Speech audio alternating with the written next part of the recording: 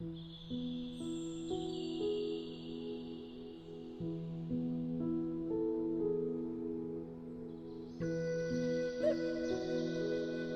Dickinson, in full Emily Elizabeth Dickinson, is an American poet born on December 10, 1830, in Amherst, Massachusetts.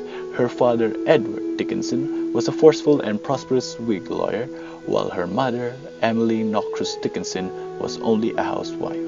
She showed a sharp intelligence and was able to create many original writings of rhyming stories. Living a life of simplicity and seclusion, she yet wrote a poetry of great power, questioning the nature of immortality and death. With at times an almost mantric quality within short, compact phrases, she expressed far-reaching ideas. Amidst paradox and uncertainty, her poetry was an undeniable capacity to move and provoke.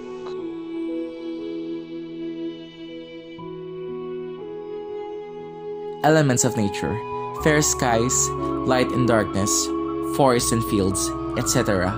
Amherst is just another geographical location, yet in her poem, it begets a celestial depiction comparable with the Garden of Eden, where sunshine never fades and leaves are always green.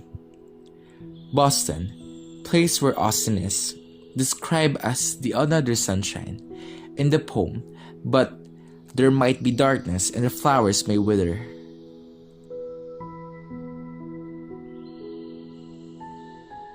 Emily Dickinson. The author herself appears to be the protagonist of her own poem. In here, Emily, being the lovely sister, sent her brother a letter, pleading him to come back home. Austin, Emily's brother, he's the one Emily tries to convince to come back home, in a place where there is always sunshine and the flowers are forever blooming.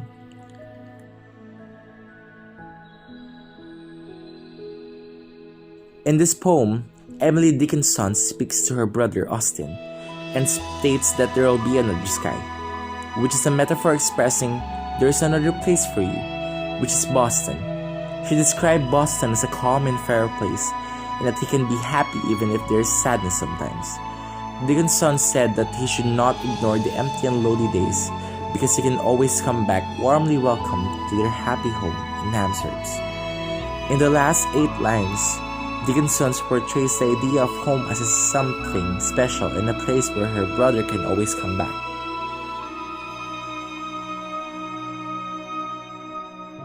The central idea behind this poem is to invite the poetess' brother, Austin, to read her poems.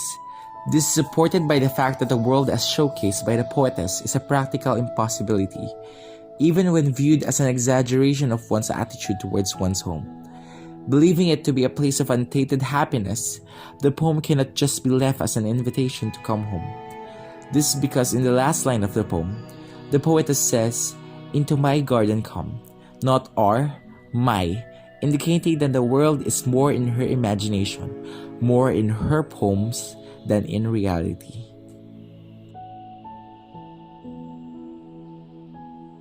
The tone of the poem is encouraging, inspiring, and hopeful, but it does not exactly start as such. In the first few lines of the poem, it is more depressing.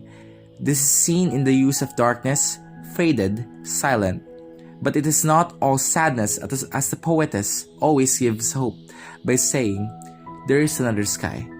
In the beginning, there is also seen in the second part of the poem in which use of words such as brighter, bright be, goes to show the positivity and hopefulness of the poetess.